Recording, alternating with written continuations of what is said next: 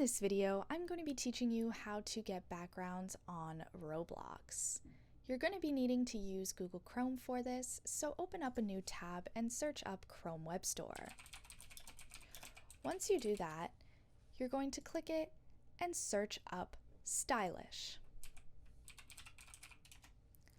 Once that is done, you're going to click this one and add it to Chrome. It'll be really quick. Once it checks and actually installs, it's going to add it to your Chrome.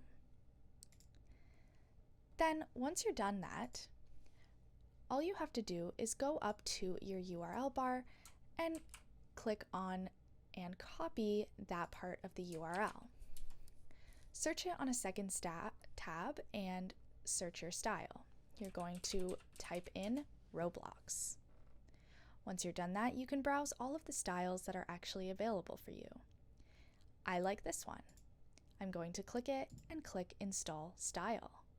It should be added, so once I do that, I will go to Roblox and that style is added. If you found this helpful, make sure to click the like button, comment, and subscribe, and we'll see you in the next video.